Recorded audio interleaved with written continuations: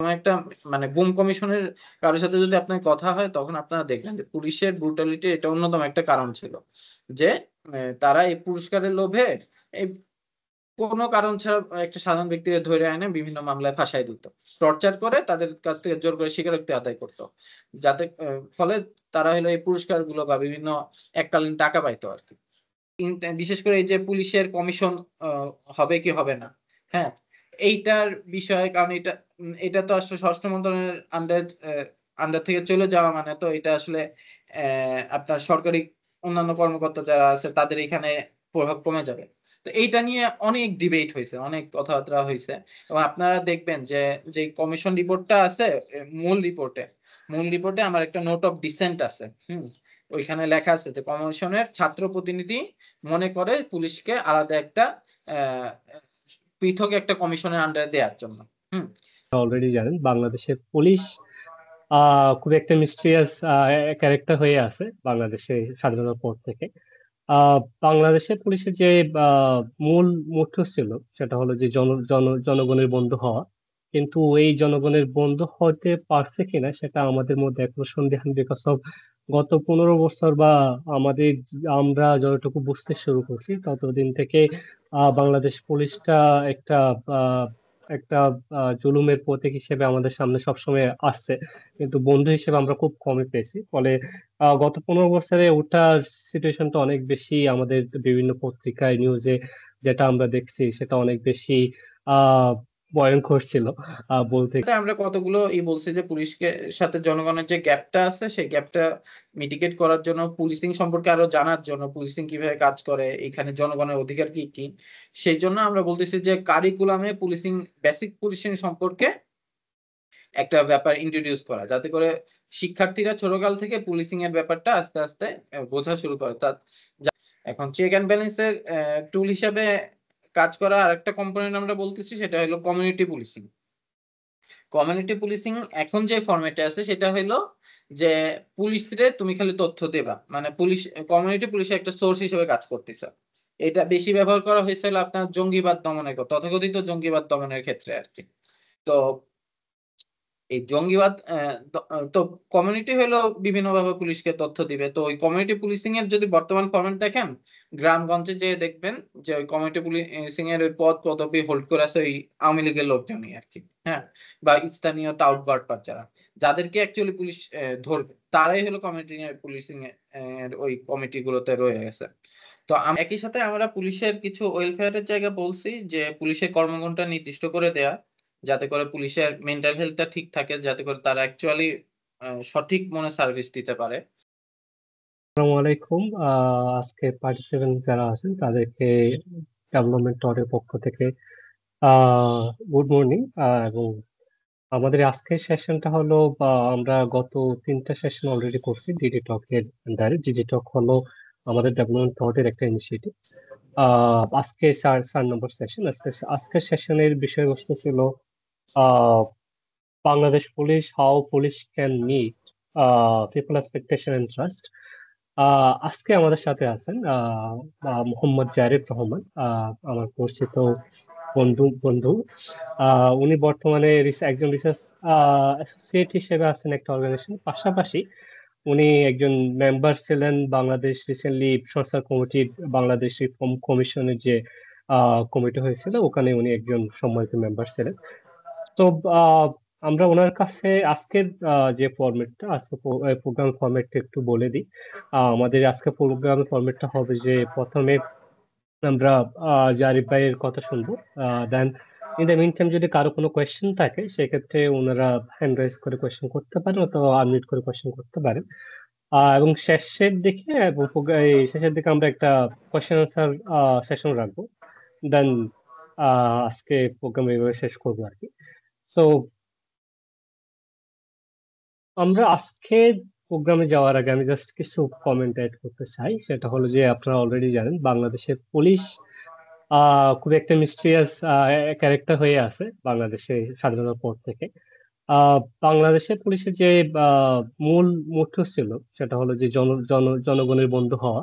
কিন্তু এই জনগণের বন্ধু হতে পারছে কিনা সেটা আমাদের মধ্যে এখনো সন্দেহান, বিকজ অফ গত 15 বছর বা আমরা যতটুকু বুঝতে শুরু করছি ততদিন থেকে বাংলাদেশ পুলিশটা একটা আহ, একটা জুলুমের প্রতীক হিসেবে আমাদের সামনে সবসময় আসছে, কিন্তু বন্ধু হিসেবে আমরা খুব কমই পেয়েছি। ফলে গত 15 বছরে ওটার সিচুয়েশনটা অনেক বেশি আমাদের বিভিন্ন পত্রিকায় নিউজে যেটা আমরা দেখছি সেটা অনেক বেশি আহ ভয়ঙ্কর ছিল। বলতে গেলে তারা এক্সট্রা জুডিশিয়াল কিলিং থেকে শুরু করে দুর্নীতি থেকে শুরু করে অনেক কিছু বা ইয়ার সাথে জড়িত ছিল, ক্রাইম বা ইনজাস্টিসের সাথে জড়িত ছিল। সেটা বর্তমানে নিয়োগপ্রাপ্ত ডিআইজিও ওটা ওনাদের যেটা সম্মেলন করছিল, সংবাদ সম্মেলন, ওখানে উনি আহ ওটা অনেকটা স্বীকার করছেন যে ওনাদের একটু ভুল ছিল। কিন্তু আহ এই এই একটা পজিশনে এসে বাংলাদেশের ভবিষ্যতে পুলিশ কিভাবে মানুষজনের তাদের যে প্রধান মোটিভ ছিল যে জনগণের বন্ধু হওয়া, সেটা কিভাবে তারা অ্যাচিভ করতে পারবে। এবং আমাদের যিনি গেস্ট ছিলেন উনি পুলিশ কমিশনের কমিটিতে, যেহেতু রিফর্ম কমিটি যখন ছিলেন তখন ওনার এক্সপিরিয়েন্স বা ওনাদের যে রিপোর্টে যে ফাইন্ডিং গুলো ওটা আমরা আজকে শুনবো। এবং পাশাপাশি ভবিষ্যতে পুলিশের সংস্কারের কি কি ওনারা সাজেস্ট করছে সরকারকে, ওটাও আমরা জারিফ ভাইয়ের কাছ থেকে আজকে শুনবো। সো আমি আর কথা না বাড়িয়ে জারিফ ভাইয়ের কাছে যাচ্ছি। জারিফ ভাই। আসসালামু আলাইকুম, অসংখ্য ধন্যবাদ রিজভি ভাই আমাকে আপনাদের এরকম একটা ইনিশিয়েটিভে আমন্ত্রণ জানানোর জন্য। তো এবং যারা উপস্থিত আছেন সম্মানিত শ্রোতাবৃন্দ, তাদেরকেও অসংখ্য ধন্যবাদ। তো শুরুতে যদি আহ, রিজভি ভাই যেই বললো যে আহ, যেই বিষয়টা বললো যে বাংলাদেশ পুলিশ একটা মিস্টিরিয়াস কেস, যে অ্যাকচুয়ালি ঠিক কেন পুলিশ এরকম বিহেভিয়ার করে বা আমরা পুলিশকে কিভাবে দেখি। তো এর আগে মানে এই আলোচনা যাওয়ার আগে বা আমরা রিফর্ম কমিশনে কি কি বলেছি, কিছু বেসিক প্রশ্ন আসলে আমাদের করা দরকার যে আসলে সমাজে পুলিশ কেন এক্সিস্ট করে আর কি। হ্যাঁ, এবং যেই ভাবে পুলিশ এক্সিস্ট করে বা বাংলাদেশের প্রেক্ষাপটে যেই ওয়েতে পুলিশ এক্সিস্ট করে, সেই জায়গাটায় আসলে কাদের লাভটা বেশি হয়। এটা কি আসলে যেই কমিউনিটি আছে বা সাধারণ মানুষ আছে তাদের লাভ বেশি হয়, নাকি হচ্ছে একটা নির্দিষ্ট গোষ্ঠী যারা হয়তো ক্ষমতার খুব কাছাকাছি তাদের লাভটা বেশি হয়? ব্যাপারটা কি এরকম কিনা যে আমরা সমাজে কতগুলো থ্রেট আইডেন্টিফাই করি, সেই থ্রেট কে আসলে দেখা যায় যে বেশিরভাগ সময় ক্ষমতাশালীরা আমাদেরকে বোঝানোর চেষ্টা করে যে এই মানুষগুলো আমাদের জন্য থ্রেট, এই মানুষগুলো আমাদের এই চেতনা বিরোধী, সেই জন্য আসলে এদেরকে নিষ্ক্রিয় করতে হবে, এদেরকে মিটিগেট করতে হবে, এদেরকে টর্চার করতে হবে।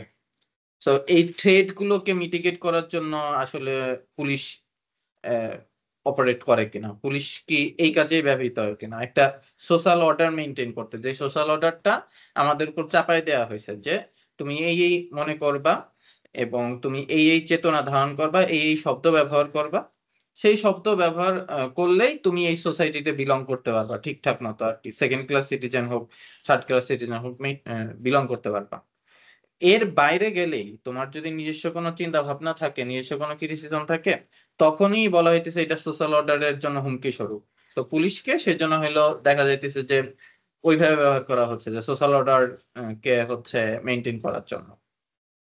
এই যে যে একটা টপ ডাউন অ্যাপ্রোচ, এই যে স্টেট স্টেট একটা জিনিস আমাদের উপর চাপায় দিচ্ছে, স্টেট নিজস্ব কিছু রুলস এন্ড রেগুলেশন পালন মানে সেট করতেছে, এবং সেইটাকে আসলে রক্ষা করার জন্য এবং একটা নির্দিষ্ট লেভেলে ভায়োলেন্স অ্যালোকেট করার জন্য হচ্ছে পুলিশকে ব্যবহার করা হচ্ছে।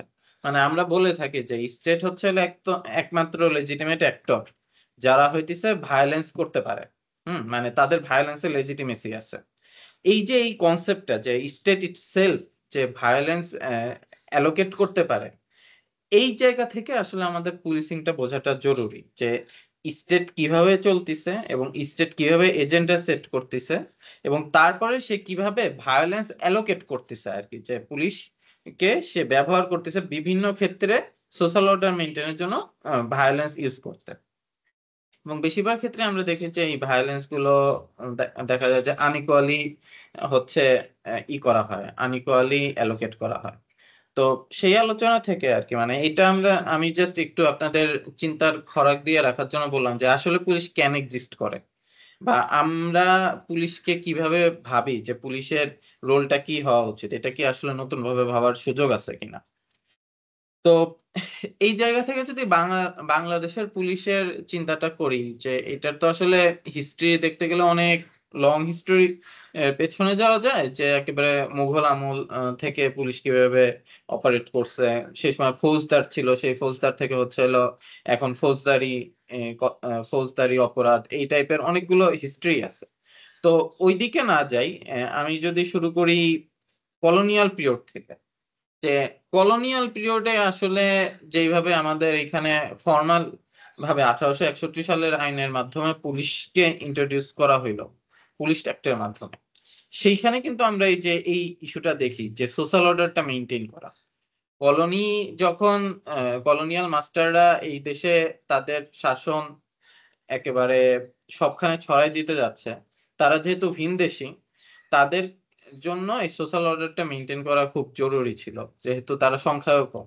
তো এই দেশের মানুষকে তারা কিভাবে কন্ট্রোলে রাখবে, সেইটার জন্য তাদের অন অফ দ্য কি টুল ছিল এই পুলিশ। 1861 সালে যে আইনটা যদি দেখেন আপনারা, দেখবেন এইটা কাইন্ড অফ একটা প্যারা মিলিশিয়া টাইপের পুলিশ তৈরি করার চেষ্টা করা হয়েছে, যে যখনই অর্ডার দেওয়া হবে তখনই ওই পুলিশ এই যে স্বদেশী বলেন বা এই যে ফরায়েজি আন্দোলন বলেন, এরকম বিভিন্ন ধরনের থ্রেট, যারা যেটা শুরুতে বলতেছিলাম যে প্রথমে তারা থ্রেট আইডেন্টিফাই করে, ওই থ্রেটদেরকে আসলে মিটিগেট করার জন্য এই পুলিশকে লেলায় দেওয়ার চেষ্টা করে আর কি।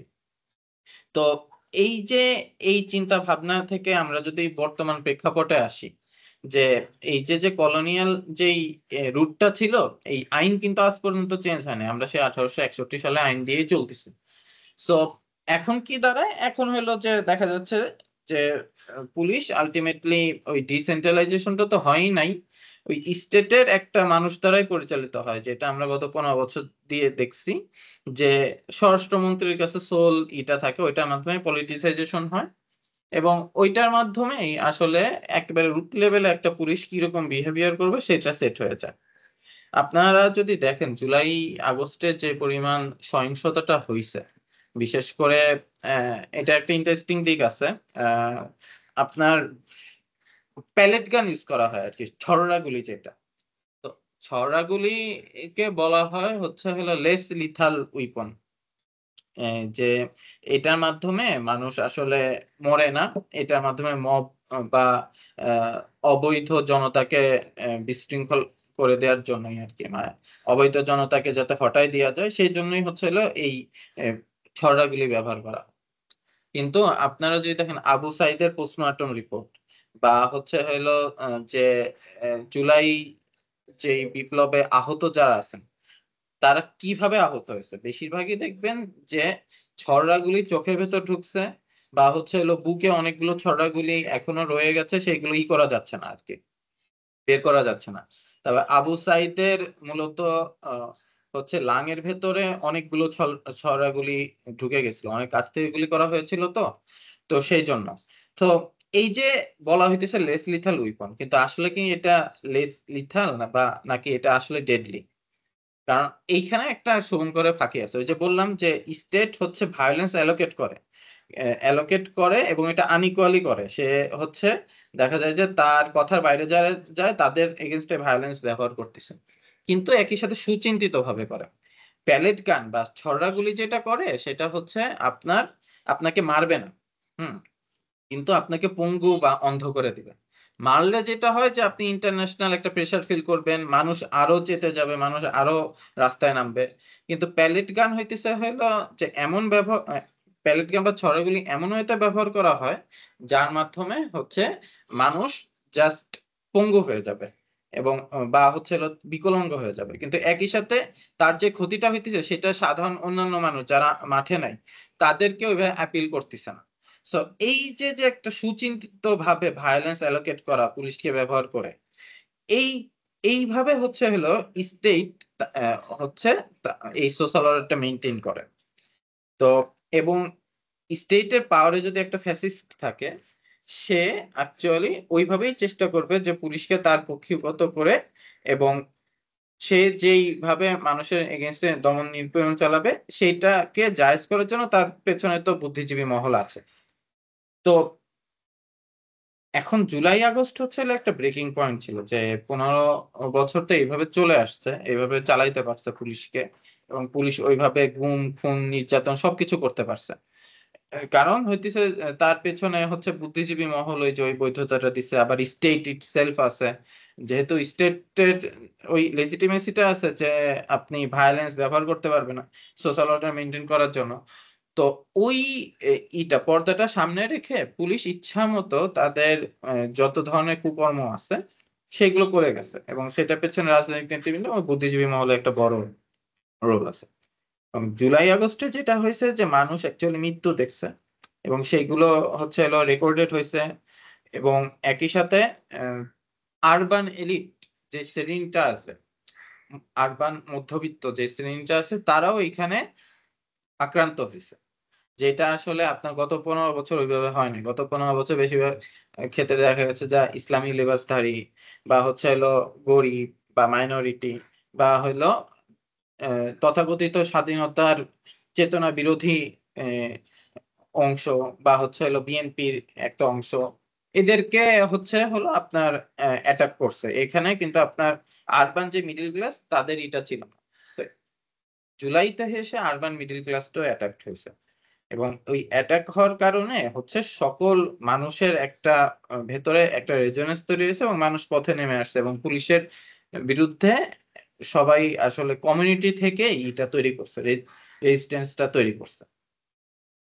ফলে আহ, যেটা হয়েছে যে পুলিশের সাথে মানুষের সম্পর্কে যে ক্ষতটা, সেই ক্ষতটা একেবারে সারফেস লেভেলে চলে আসছে, যে পুলিশের সাথে যে আমরা যে ট্রাস্টের কথাটা বলি, ট্রাস্টটা যে টোটালি ভেঙে গেছে, সেটা হচ্ছে হলো আমরা জুলাইয়ের এই যে অভ্যুত্থানটা হয়েছে সেইটা মাধ্যমে আমরা দেখতে পারি আর কি। তো এবং পুলিশও কিভাবে অ্যাকচুয়ালি নোংরা ভাবে একটা নির্দিষ্ট ফ্যাসিস্টের নিছে, পক্ষ নিছে, সেটা আমাদের চোখের সামনে একেবারে চলে আসছে। তো এই অবস্থা থেকে আমরা হচ্ছে এখন আমাদের মেইনলি যেটা যে ক্ষত যে তৈরিটা হয়েছে, ক্ষতটাকে আমরা কিভাবে হিল করতে পারি, যেটাকে আমরা বলতেছি আর কি রিবিল্ডিং ট্রাস্ট। হ্যাঁ, আবার পুলিশ কিভাবে আসলে মানুষের ট্রাস্ট আবার রিগেইন করতে পারে। তো সেই জায়গা থেকে আমরা আসলে এই যে বর্তমান সরকার চেষ্টা করছিল একটা সংস্কারের নিয়ে, আমি জানি না সংস্কার কতদূর কি হবে। তো আমি ভাগ্যক্রমে সেই সংস্কার কমিশনের সদস্য ছিলাম, পুলিশ সংস্কার কমিশনের সদস্য। তো আমাদের লক্ষ্য প্রাথমিকভাবে ওটাই ছিল যে আসলে পুলিশ এবং জনগণের মধ্যে যেই ক্ষতটা তৈরি হয়েছে, সেই ক্ষতটাকে আমরা আপাতত কিভাবে হিলিং এর দিকে নিয়ে যেতে পারি। এবং তার আগে আমরা বোঝার চেষ্টা করছি যে আসলে অ্যাটলিস্ট সারফেস লেভেলে কি কি কারণে পুলিশের এই যে এই অবনতিটা হইলো। তো সেই ক্ষেত্রে প্রথমেই আমাদের চোখে যেটা পড়ে যে পুলিশ ইনডিসক্রিমিনেট বল প্রয়োগ করছে, কোনো ধরনের বাছবিচার না করে, কোনো ধরনের নিয়মের তোয়াক্কা না করে হচ্ছে আপনার গুলি করছে ছাত্র জনতার উপরে। এবং আপনারা দেখবেন যে কিছু পুলিশ শুয়ে গুলি করছে, শুয়ে গুলি করলে এটা শিওর যে আপনার বুকে বা মাথায় হিট করবে। এইমটাই ওইভাবে করা হয়। তো ওই জায়গা থেকে আমরা প্রথমে ওইটা চেষ্টা করলাম যে ঠিক আছে, বল প্রয়োগের যে নিয়মটা, সেই নিয়মটাকে আমরা একটু রিভিজিট করি। তো রিভিজিট করে আপনারা আমাদের দেখবেন সংস্কার কমিশন যে সংক্ষিপ্ত রিপোর্টটা, সংক্ষিপ্ত যেটা আমরা সংক্ষিপ্ত যে সুপারিশমালাটা দিছি, সেটা প্রথমে আমরা বলছি যে বল প্রয়োগটাকে 5টা ধাপে বিন্যাস করতে হবে, যেটা হচ্ছে ইউএন যে প্রিন্সিপালটা দিছে সেই প্রিন্সিপালটা মেনটেন করে, একই সাথে পুলিশের যেই এক্সিস্টিং লিগাল স্ট্রাকচারটা আছে, পিআরবি বলি, পুলিশ রেগুলেশন বেঙ্গল, সেটার সাথে সামঞ্জস্যপূর্ণ। সো এই 5টা ধাপে আমি যাচ্ছি না, বাট মেইনলি হচ্ছে হলো পুলিশ সর্বোচ্চ চেষ্টা করবে কোনো ধরনের বডি কন্টাক্ট ছাড়া হচ্ছে আপনার ওই কোনো ধরনের যদি অবৈধ জনতা বা মব তৈরি হয় সেই মবটাকে হচ্ছে স্টেবিলাইজ করতে। কিন্তু যদি সম্ভব না হয় তাহলে একটা পর্যায়ে হয়তো তৃতীয় বা চতুর্থ ধাপে যখন দেখবে যে পুলিশ নিজেও আক্রান্ত হওয়ার অবস্থায় আছে, তখন হয়তো তারা বল প্রয়োগ করবে, টিয়ার গ্যাস বা হচ্ছে হলো জল কামান, সাউন্ড গ্রেনেড এগুলো ব্যবহার করবে। একটা পর্যায়ে যদি জিনিসটা মারমুখী হয়ে যায় এবং হচ্ছে হলো যে সাধারণ জনগণের যখন হচ্ছে হলো লাইফে থ্রেট তৈরি হবে, তখন হলো আমরা বলছি যে কিছু ক্ষেত্রে প্রাণঘাতী অস্ত্র ব্যবহার করা যেতে পারে। তো এটা একটা লাস্ট রিসোর্ট। এটার আগে আপনার যতগুলো আমরা ধাপ দিয়ে রাখছি ওইগুলো ধাপ যদি ভালোভাবে মেনটেন করে তাহলে অসুবিধা হওয়ার কথা না। আবার দ্বিতীয়ত আমরা যেটা করছি যে আমরা লাস্ট যেই রিজিমটা ছিল তারা যেভাবে আটক করছে, যেভাবে গুম-খুন করছে, ওই জায়গা থেকে আমরা চেষ্টা করেছি এই ধরনের কিছু সুপারিশ দিতে যে যাতে করে এই যে নির্বিচারে গ্রেপ্তার বা নির্বিচারে তল্লাশি, জিজ্ঞাসাবাদ ওইগুলোকে আমরা একটা নিয়মের আন্ডারে নিয়ে আসতে পারি। যেমন হচ্ছে হলো আমরা বলেছি যে প্রতিটা থানায় আপনার জিজ্ঞাসাবাদ যেখানে করা হবে সেটা যাতে স্বচ্ছ কাচের ঘেরাটোপ দেওয়া থাকে আর কি, যাতে বাইরের মানুষ দেখতে পারে যে কিভাবে জিজ্ঞাসাবাদ করতেছে। এতে আশা করি যে যে পরিমাণ টর্চারের কথা আমরা শুনছি সেই টর্চারটা হয়তো কিছুটা মিটিগেট হবে। একই সাথে আমরা বলতেছি যে পুলিশ যখন তল্লাশি করবে, পুলিশ যখন হচ্ছে কোনো জায়গায় তদন্ত করতে যাবে সেখানে বডি অন ক্যামেরা ব্যবহার করতে। তো যাতে করে হচ্ছে আপনার ওই অ্যাকাউন্টেবিলিটিটা ইনশিওর হয় যে মানুষ যাতে দেখে যে যখন তদন্ত করতে যাচ্ছে বা তল্লাশি করতে যাচ্ছে তখন অ্যাকচুয়ালি কি কি ঘটনা ঘটেছে আরকি। একই সাথে আমরা যখন দেখেছি যে পুলিশ পরিচয় দিয়ে বিভিন্নভাবে হয়রানি করা হয়েছে, তুলে নিয়ে যাওয়া হয়েছে এবং ওইসব ক্ষেত্রে আমরা বলছি যে যদি সন্দেহজনক মনে হয়, যদি তারা কোনো ওয়ারেন্ট শো না করতে পারে, ওইটা আ যদি ভুক্তভোগী ইমিডিয়েটলি অ্যাড্রেস করতে চায় তাহলে হচ্ছে একটা সরাসরি কল সার্ভিস চালু করা, যেখানে আপনি সরাসরি এসপির সাথে কথা বলতে পারবেন এবং এসপি নিয়ে এসপির অনুমতি নিয়ে তারা যাতে এই তল্লাশিটা করে এবং ওই যথাযথ ওয়ারেন্ট দেখায়, ওই ইস্যুটাকে আমরা সামনে নিয়ে আসার চেষ্টা করছি আরকি। যাতে করে এই ধরনের আগে যে এইভাবে তুলে নিয়ে যাওয়ার যে প্রবণতাটা ছিল সেটাকে আমরা একটু মিটিগেট করতে পারি। একই সাথে আপনারা হয়তো অনেক জায়গায় দেখবেন যে অজ্ঞাতনামা আসামি এ দেয়ার একটা অপচর্চা আছে যে অজ্ঞাতনামা বলে আপনি অনেকগুলো আ সাধারণ মানুষকে ওই মামলায় লটকায় দিলেন। তো ওই জায়গায় আমরা বলেছি যে এই জায়গাটা পরিহার করতে এবং এরকম কাজ যদি কোনো পুলিশ করে থাকে তাহলে তার এগেইনস্ট এ যথাযথ শাস্তিমূলক ব্যবস্থা নেওয়ার জন্য। এবং আরেকটা জিনিস আমরা বলছি যে মিডিয়ার সামনে অপরাধ প্রমাণিত না হওয়া পর্যন্ত আ কোনো অ আ অপরাধী বা আসামিকে না নিয়ে আসা। কারণ হচ্ছে বেশিরভাগ ক্ষেত্রে আমরা দেখছি মিডিয়া ট্রায়াল এর কারণে অনেক সাধারণ অপরাধী, সাধারণ অপরাধী না সরি, অনেক সাধারণ মানুষ হচ্ছে ভুক্তভোগীর শিকার হইছে। মানে লাস্ট ১৫ বছরে তো অনেক সাধারণ মানুষকে এই যে গুম করে তুলে নিয়ে বিভিন্ন নাটকের মাধ্যমে মিডিয়ার সামনে নানাভাবে করানো হইছে। তো ওই জায়গা থেকে আমরা বলছি যে আদালত রায় দিবে, অপরাধ প্রমাণিত হবে, তারপরে তাকে মিডিয়ার সামনে নিয়ে আসে। তো এরকম কিছু সংস্কারের জায়গা আমরা করছি। আবার একই সাথে আমরা যেটা বলছি সবচেয়ে গুরুত্বপূর্ণ যেটা, আমরা পুলিশ এই পর্যায়ে তো আসছে যে কারণে যে একটা লেভেল অফ পলিটিসাইজেশন ছিল। আপনাদেরকে একটা স্ট্যাট দেই যে গত ১৫ বছরে আপনার ই কনস্টেবল যেই পদটা আছে, কনস্টেবল হচ্ছে হলো যারা একেবারে পুলিশের লোয়ার র‍্যাংকে এবং যাদের সাথে মানুষের সবচেয়ে বেশি ইন্টারেকশন হয়। সেই কনস্টেবল পদে অ্যা লোক সংখ্যা বাড়ছে হচ্ছে হলো আপনার ৪১%। কনস্টেবল যেহেতু সরাসরি রিক্রুট করা হইছে, তো ৪১% লোক স আ উম পুলিশের সংখ্যা বাড়ছে। আর এই জায়গায় আপনার এসআই যারা আপনার ইসের এই আ এই অ্যাসিস্ট্যান্ট ইন্সপেক্টর যারা আরকি, হ্যাঁ? Sub inspector. তো এসআই বাড়ছে হলো আপনার ১১৭%। ওইটাও মেনে নেয়া যায় যে এসআই তো আসলে মাঠ পর্যায়ে এসআইরাই মূলত তদারকি করে। তো ১১৭% বাড়ছে, তো লোকবল তো দরকার আছে। কিন্তু এরপরে আমরা যখন ম্যানেজেরিয়াল পোস্ট গুলোতে যাই আরকি, আপনার বিসিএস ক্যাডার যে পোস্ট গুলো, আ সেই জায়গায় যাই ওইখানে হলো প্রমোশনের হারটা যদি আমরা দেখি, আপনার তো বিসিএস ক্যাডার ঢুকে হলো এএসপি হিসাবে, এরপর হলো অ্যাডিশনাল এসপি, তারপরে এসপি। তো ওই যে ওই অ্যাডিশনাল এসপির যেই ইটা যেই প্রমোশনের যে হারটা, ওইটা যদি দেখি তাহলে আমরা দেখতেছি হলো 332% গত 15 বছর।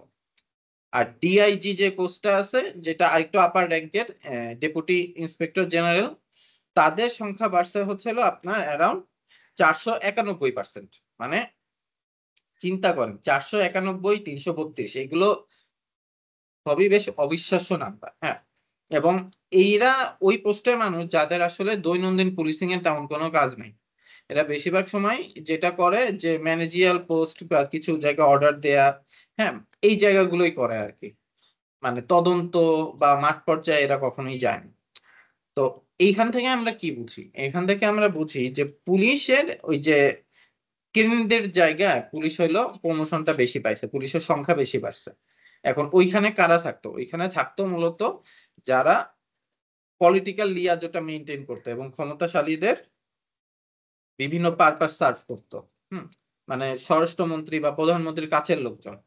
তো এইভাবে যদি আপনার হয় যে প্রায় এইখানে আপনার প্রমোশন দেয়া হয় প্রায় 500%-এর মতো বা 350%-এর মতো, তখন কি হবে? তখন হচ্ছে পুলিশের ভেতরে একটা ইমব্যালেন্স তৈরি হবে। আপনার পুলিশ মূলত ওই আহ, জনকেন্দ্রিক জায়গা থেকে সরে এসে বা জনগণের প্রতি সার্ভিস দেওয়ার যে জায়গা, ওইটা থেকে সরে এসে সরকার সরকারকে কিভাবে সার্ভিস দিতে পারে সেই জায়গাটায় বেশি ফোকাস করা হয়েছে। এবং আপনি এই যে এই পোস্টগুলোতে যত বেশি লোক নিবেন, আপনার হচ্ছে সরকার তত বেশি শক্তিশালী হবে, কারণ তারা সরকারের বেশি কাছের লোক, তারা জনগণের কাছের লোক। তো এইখান থেকে বোঝা যায় যে পুলিশে কি পরিমাণ পলিটিসাইজেশনটা হয়েছে।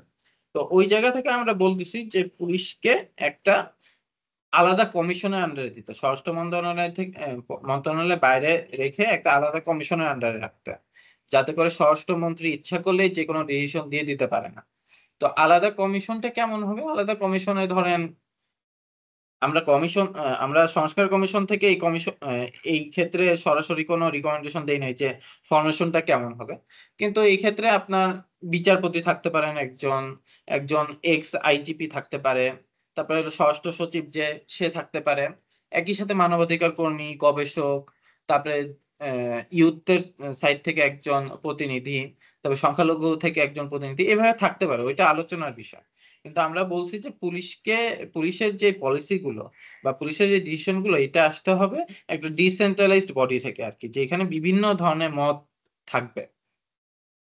তো এই কমিশন যদি থাকে, তাহলে হচ্ছে আপনার এই কমিশন একটা বাফার হিসেবে কাজ করবে স্বরাষ্ট্র মন্ত্রণালয় পুলিশ হেডকোয়ার্টারের মাঝামাঝি। তাহলে আপনার আমরা বলতেছি তত্ত্বীয় ভাবে যে পুলিশের ওই পরিমাণ রাজনীতিকরণটা আগের মতো হয়তো আমরা দেখবো না। পুলিশ যেই কাজগুলো করবে সেটা অনেক বেশি জনকেন্দ্রিক বা অনেক বেশি তার যে আইন আছে সে আইন মেনেই করবে। তো এই জায়গা থেকে আমরা বলতেছি যে তাইলে একটা পুলিশ কমিশন দরকার, আলাদা পুলিশ কমিশন দরকার। তবে এই পুলিশ কমিশনের জবাবদিহিতা আবার কিভাবে আসলে আমরা করতে পারবো, ইনশিওর করতে পারবো? কারণ পুলিশ কমিশন দেখা গেল যে এমন মানুষদের নেওয়া হইলো, তারা আসলে ওই সরকারেরই পিক করা, এবং তারা সরকারের কথার বাইরে যাবে না। তো ওই ক্ষেত্রে আমরা বলতেছি যে আহ, এই কমিশনকেও আবার কয়েকটা জায়গায় দায়বদ্ধ থাকতে হবে। একটা হলো মানবাধিকার কমিশন, আর একটা হচ্ছে আপনার দুর্নীতি দমন কমিশন, যাতে যার মাধ্যমে এই যে দুইটা বডির আন্ডারে যদি এই কমিশনটা থাকে, তাহলে এই কমিশনের ভেতরে আমরা ওইটা ইনশিওর করতে পারবো যে পুলিশ যাতে মানবাধিকারটা মেনটেন করতে পারে, এবং পুলিশের ভেতর যে দুর্নীতিটা আছে সেই দুর্নীতিটাও যাতে কমিশন মেম্বাররা খুব কড়া চোখে দেখতে পারে আর কি। বাট এইটা এখনো আমি জানি না এটা রাজনৈতিক দলরা মেনে নিবে কিনা, কারণ হচ্ছে আপনি যখন পুলিশকে আলাদা একটা বডির কাছে দিয়ে দিবেন, তখন রাজনৈতিক দলরা ইচ্ছা মতো পুলিশকে এরকম ব্যবহার করতে পারবে না। তো ওই জায়গা থেকে আমরা শুরুতেই সবসময় বলি যে সংস্কার অনেক ধরনের ইনোভেটিভ আইডিয়া আমরা দিতে পারি, কিন্তু রাজনৈতিক সদিচ্ছা ছাড়া এই সংস্কার আসলে কখনো মানে বাস্তবে পরিণত হবে না। যাই হোক, এই একই সাথে আরেকটা বিষয় যেটা আমরা এই বিষয়টা খুব গুরুত্বের সাথেই করছি, যে জুলাই আগস্ট অভ্যুত্থানে যারা হচ্ছে সরাসরি ছাত্র জনতাকে পঙ্গু করা, ছাত্র জনতাকে হত্যা করা, এইসব কাজের সাথে যুক্ত, যেগুলো আসলে আমি সিসিটিভি ক্যামেরা থেকে সহজে বের করে ফেলতে পারবো। এবং এই ক্ষেত্রে যারা অর্ডার দিছে, এই প্রত্যেককে শাস্তির আওতায় না নিয়ে আসা পর্যন্ত আসলে যতই সংস্কার করা হয়, এগুলো আসলে কোনটাই আপনার হবে না, কার্যকরী হবে না। সো আপনার যত সংস্কার করে আপনি গত সরকারের বিচার করেন, গত সরকারের যেই ইরা ছিল ফ্যাসিস্ট রিজিমের যারা মূল হোতারা ছিল তাদের বিচার করেন, এইসব পুলিশদের বিচার করেন। বিচারের মাধ্যমে আপনার 50% এর উপরে সংস্কার হয়ে যাবে। তাহলে একটা উদাহরণ সেট হয়ে থাকলো যে আসলে মানুষ তারা যদি সীমা লঙ্ঘন করে, সীমা লঙ্ঘনে তাদের সেই পরিণতি তাদের ভোগ করতে হবে। তো যেই কথাটা বলতেছিলাম যে মানবাধিকার কমিশনকে একটা ক্ষমতা দেয়া। তো আমরা মানবাধিকার কমিশনে লাস্টে আমরা যেই দিছি এবং মানবাধিকার কমিশনের যেই প্রধানদের দেখছি একটা পাপেট। তো তাদেরকে মানে ওই ফরমেট থেকে বের করে নিয়ে এসে মানবাধিকার কমিশনকে হচ্ছে একটা সাংবিধানিক কমিশনের মাধ্যমে শক্তিশালীকরণ করা, এবং আমরা বলছি মানবাধিকার কমিশনকে সরাসরি এই তদন্ত ক্ষমতা দেয়া যে পুলিশ দ্বারা যদি কোনো মানবাধিকার লঙ্ঘন হয়, সেটা মানবাধিকার কমিশন সরাসরি তদন্ত করবে এবং সরাসরি ডিসিশন নেবে। আর একই সাথে আমরা যেটা বলতেছি যে পুলিশের দৈনন্দিন যে কার্যক্রমগুলো আছে, যেমন জিডি নেয়া বা হচ্ছে হলো যে ভেরিফিকেশন করা, তো এই জায়গাগুলোতেও আমরা নজর দিচ্ছি যে আমরা বলছি যে জিডি নেওয়া বাধ্যতামূলক হইতে হবে। যত ই হোক আর কি, মানে পুলিশের কাছে যেটা গুরুত্বপূর্ণ না হলেও জিডি নিতে হবে। তার পরবর্তীতে সে যদি দেখে যে না, মামলা আসলে আমলযোগ্য না বা ব্যাপারটা আমলযোগ্য না, তখন সে ওইটা ফেলে দিল, ওইটা আলাদা ব্যাপার। কিন্তু আপনার কাছে একজন সেবা নিতে আসছে, আপনি সেবা দিতে বাধ্য থাকবেন।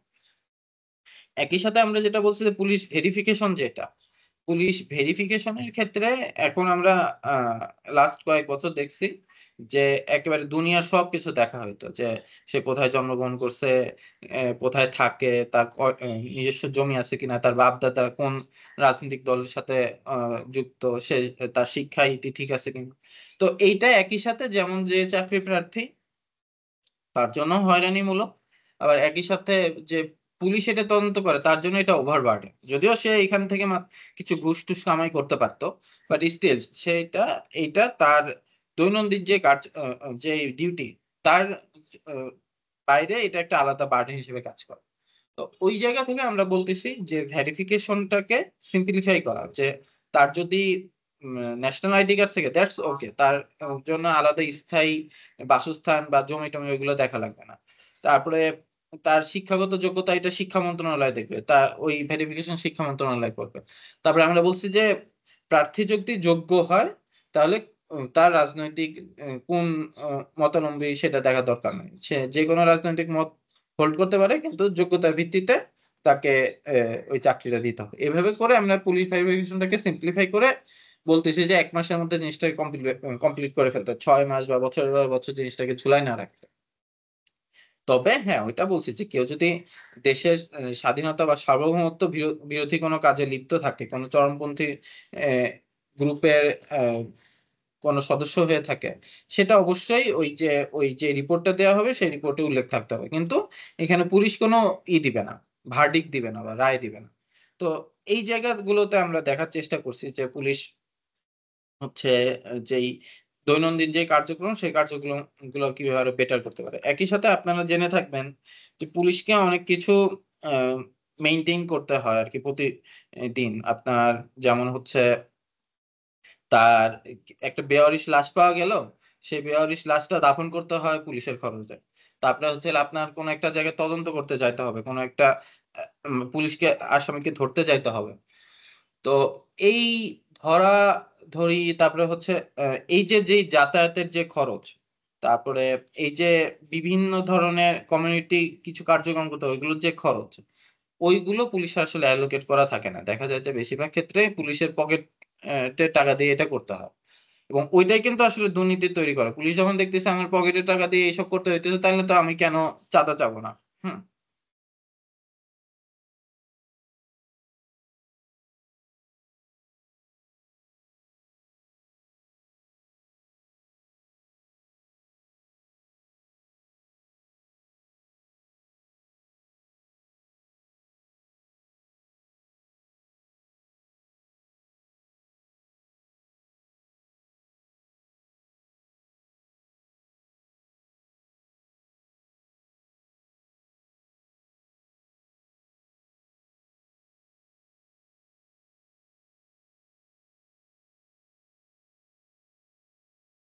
আরিফ ভাই, আপনি মনে হয় ডিসকানেক্টেড হয়ে গেছেন কেন? আমরা আপনাকে শুনতে পাচ্ছি না। বাকিরা শুনতে পাচ্ছে কিনা জানি না। শোনা যাচ্ছে না ভাই।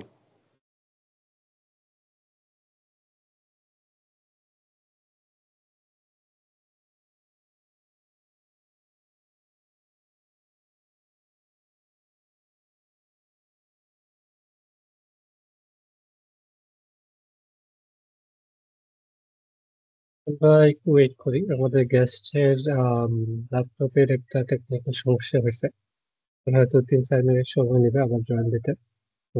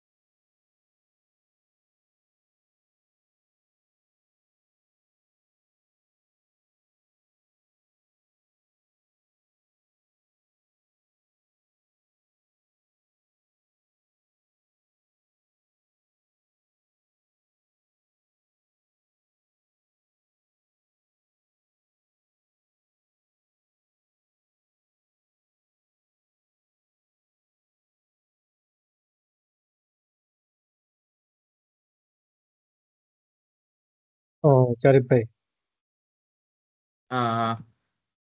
হ্যালো, আমাকে কি শোনা হ্যাঁ, যাচ্ছে? হ্যাঁ, শোনা যাচ্ছে। আচ্ছা। না আমি দুঃখিত, এই ইসে হুট করে পিসিটা হ্যাং করলো। তো যাই হোক, আমি আলোচনায় আবার ঢুকি। আমার কি ক্যামেরা কি অন আছে, দেখা হ্যাঁ, যাচ্ছে? হ্যাঁ, হ্যাঁ, দেখা যাচ্ছে। ওকে, ঠিক আছে। ধন্যবাদ। আচ্ছা, তো যে জায়গাটায় ছিলাম, যে পুলিশের অনেক গুলো খরচ করতে হয়, যেগুলো আসলে তাদেরকে দেখা যায় যে বিভিন্ন জায়গা থেকে ম্যানেজ করতে হচ্ছে, যেটাকে আসলে অনেক ক্ষেত্রে আবার পুলিশের চাঁদাবাজি পর্যায়ে চলে যায়। আবার একই সাথে যেটা হয় যে আপনার যেই এ পুলিশের যেই ভেহিকল গুলো আছে, ওইটা সব থানায় পর্যাপ্ত থাকে না। ফলে দেখা যায় যে পুলিশকে বিভিন্ন সময় বিভিন্ন জনের কাছে রিকুইজিশন দিতে হয়। বিভিন্ন হচ্ছে ব্যবসায়ীর কাছে বলতে হয় যে, "আপনার গাড়িটা কালকে আমরা ব্যবহার করব।" বা হচ্ছে হলো বিভিন্ন এই শ্রমিক ফেডারেশনের কাছে বলতে হয় যে, "আপনাদের গাড়িটা এই দিন ব্যবহার করব।" তো এরকম বিভিন্ন বেআইনি কার্যক্রম তাদের নিতে হয়, যথেষ্ট পরিমাণ রিসোর্স না থাকার কারণে। সো আমরা বলছি যে এইসব ক্ষেত্রে রিসোর্সটা ইনশিওর করা এবং যথাযথ বরাদ্দ রাখা, যাতে করে হচ্ছে পুলিশ এইগুলো করতে পারে। এই কাজগুলো সুষ্ঠুভাবে করতে পারে। আচ্ছা। আর একই সাথে আমরা পুলিশের কিছু ওয়েলফেয়ার এর জায়গা বলছি যে পুলিশের কর্মঘণ্টা নির্দিষ্ট করে দেয়া। যাতে করে পুলিশের মেন্টাল হেলথ টা ঠিক থাকে, যাতে করে তারা অ্যাকচুয়ালি সঠিক মনে সার্ভিস দিতে পারে। এবং একইভাবে হচ্ছে পুলিশকে ওই অ্যা যেই এক্সট্রা কিছু প্রণোদনা দেয়া। যদি তাদের কর্মঘন্টা ৮ ঘন্টার উপরে চলে যায়, তাহলে সেই ক্ষেত্রে তাদেরকে কিছু প্রণোদনা দেওয়ার মাধ্যমে তাদেরকে মোটিভেটেড রাখা। একইভাবে আমরা কিছু বলছি বাৎসরিক এককালীন একটা ছুটি হচ্ছে তাদেরকে বাধ্যতামূলক করতে হবে। যে তারা যাতে অবশ্যই ছুটিতে যায়, যাতে করে তাদের মেন্টাল স্টেবিলিটি টা ঠিক থাকে। তো এ এইগুলো হচ্ছে হলো গেল আপনার ওয়েলফেয়ার বা পুলিশের যে রিসোর্সেস সেগুলো কিভাবে আসলে আমরা ঠিক করতে পারি, সেটার আমাদের সংস্কার প্রস্তাব। আরেকটা ইন্টারেস্টিং যে বিষয়, সেটা বলতে পারি যে পুলিশের যে ট্রেনিং টা হয়, আপনারা জেনে অবাক হবেন যে পুলিশের যে ট্রেনিং গুলো হয়, সেই ট্রেনিং গুলো আসলে কোনো ম্যাটার করে না। সে ট্রেনিং এ কি পারফরম্যান্স করলো না করলো, এটা তার প্রমোশন বলেন বা ACI report, annual confidential report যেটা, সেইখানে এটার কোনো রিফ্লেকশন নাই। মানে সোজা কথা, প্রমোশনের কোনো নির্দিষ্ট নীতিমালাই নাই। আপনার ট্রেনিং তো দূরের কথা। ফলে কাউকে যদি ট্রেনিং সেন্টারে পোস্টিং দেয়া হয়, সেটা হয় হচ্ছে আপনার একটা পানিশমেন্ট পোস্টিং। কারণ তার ওইখানে কোনো পাওয়ার নাই। সে ওইখানে কিছু বললে কেউ তোয়াক্কা করবে না। একইভাবে যখন কোনো পুলিশকে ট্রেনিং এ পাঠানো হয়, সেটাও একটা পানিশমেন্ট টাইপেরই আরকি। কারণ সে ওইটুক সময় হয়তো থানায় থাকলে বিভিন্ন উৎকোচ কামাইতে পারত। সেই সুযোগটা পাচ্ছে না। ফলে এই যে আমরা পুলিশকে দেখি একটা নির্মমভাবে করা বা হচ্ছে হলো কোন ধরনের মানে তারা যখন জনগণের সাথে ডিল করে কোন ধরনের বিধিনিষেধের তোয়াক্কা করে না। হ্যাঁ? তো এই পুলিশকে আমরা দেখতেছি, এই পুলিশ আদতে এদের কোন প্রশিক্ষণ নাই। কারণ আপনার প্রশিক্ষণের যেই প্যারামিটারটা, সেই প্যারামিটারটা কোথাও কোন ম্যাটার করে না। তো এই জায়গা থেকে আমরা এই স আ এই প্রস্তাবটা দিচ্ছি যে এখন থেকে পুলিশ যে ট্রেনিং গুলো করবে, তার যেই পারফরম্যান্স তারা করবে আরকি, তার যে মার্ক পাবে, সেটা অবশ্যই যাতে তার যে প্রমোশন হবে, সেই প্রমোশনে বা তার পদায়ন বিভিন্ন জায়গায় যে পোস্টিং গুলো হয়, সেই পদায়নে যাতে একটা গুরুত্বপূর্ণ ভূমিকা পালন করে। এর ফলে কি হবে? এর ফলে আপনার ট্রেনিং ইনস্টিটিউট যেগুলো আছে, পুলিশ সে যে ট্রেনিং ইনস্টিটিউট গুলো আছে, ওইগুলো আর ডাম্পিং গ্রাউন্ড হিসেবে থাকবে না। ওইগুলো এম্পাওয়ার হবে। একইভাবে হচ্ছে হলো যে পুলিশ যেই প্রশিক্ষণগুলো করতেছে, সেগুলো আরো সিরিয়াসলি করবে এবং যেটা আসলে ম্যাটার করবে। এবং ওই প্রশিক্ষণেও আমরা বলছি যে মডালিটি তে কিছু চেঞ্জ আনতে, ওইখানে হচ্ছে আপনার মানবাধিকারের যেই বিষয়গুলো, সেগুলোকে ইন্ট্রোডিউস করতে। এবং এই ক্ষেত্রে আপনার এই যে আমি যেটা বললাম যে ১৮৬১ সালের আইনের যে ব্যাপারটা, ওই আইনটাকেও আমরা সংশোধন করার সুপারিশ করছি। কারণ হচ্ছে যে আপনার ওই সময়ের ১৮৬১ সালে তো আপনার ওই এই মানবাধিকারের কোনো কনসেপ্ট ছিল না। হ্যাঁ? ওইখানে মানুষরে হইলো তুমি পিটায় যত সোজা রাখতে পারো, সেটাই হইতেছে হইলো মূল অবজেক্টিভ ছিল। আবার ওই সময় কমিউনিটি পুলিশিং এর কোনো ইস্যুও ছিল না। যে কমিউনিটির যে একটা ইস্যু, সেইটা কোনো আলাদা টপিক ছিল না। তো ওই বিষয়গুলো আমরা হচ্ছে নতুন ভাবে ইন্ট্রোডিউস করতে বলতেছি, আচ্ছা বিদ্যমান যে আইনটা হয় আইনের মাধ্যমে।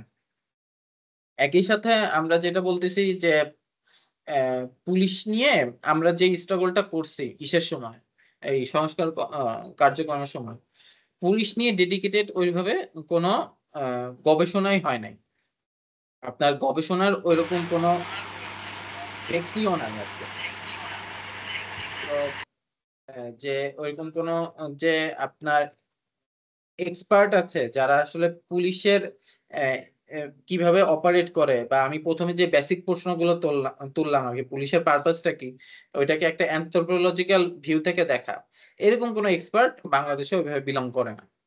তো ওই জায়গা থেকে আমরা বলছি যে পুলিশের জন্য একটা আলাদা রিসার্চ অর্গানাইজেশন তৈরি করা, যারা হচ্ছে আমরা ওইটাকে বলতেছি centre for police research and development, যারা হইতেছে পুলিশ এবং ক্রিমিনোলজি এই বিষয়গুলো নিয়ে ডিল করবে, এই বিষয়গুলো নিয়ে কন্টিনিউয়াসলি করবে, এবং একই সাথে তারা পুলিশকে দায়বদ্ধও করবে। পুলিশ বাধ্য থাকবে যে তাদেরকে নিয়মিত তথ্য প্রডিউস করতে, যাতে করে তারা নিয়মিত পুলিশের যে ইগুলো আছে, পুলিশের যে কার্যক্রমগুলো আছে এগুলো ইভালুয়েট করতে পারে। তো এটা একই সাথে চেক এন্ড ব্যালেন্সের একটা টুল হিসেবে কাজ করবে। এখন চেক এন্ড ব্যালেন্সের টুল হিসেবে কাজ করা আরেকটা কম্পোনেন্ট আমরা বলতেছি, সেটা হলো community policing.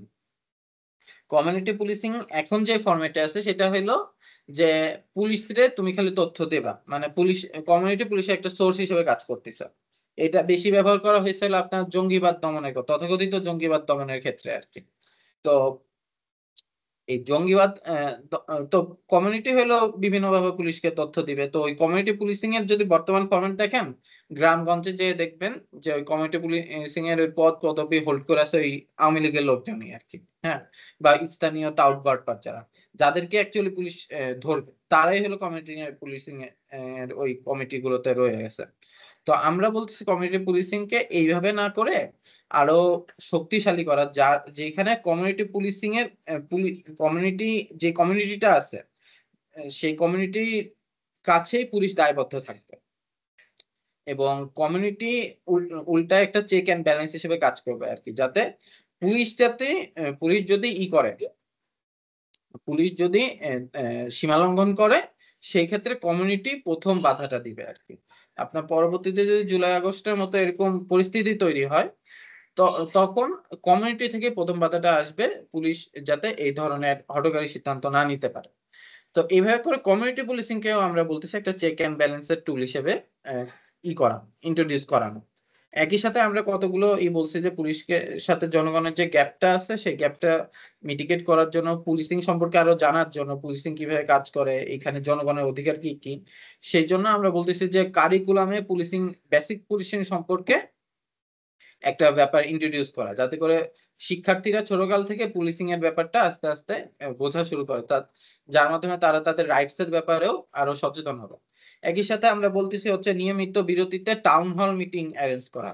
Town hall meeting এ আপনার স্থানীয় যত স্কুল এর একটা বাচ্চা থেকে শুরু করে স্থানীয় বিভিন্ন পর্যায়ের প্রতিনিধি হচ্ছে সেইখানে থাকবেন। সেখানে পুলিশ মানে আপনার স্থানীয় যেই আইন শৃঙ্খলা ব্যাপার, সেই ব্যাপারগুলো আহ, তারা পুলিশের সাথে ভিউ শেয়ার করবে, এবং পুলিশকেও ওইখানে দায়বদ্ধ করবে যে পুলিশ কেন কেন এই কাজগুলো করতেছে, এই কাজগুলো কেন করতেছে না।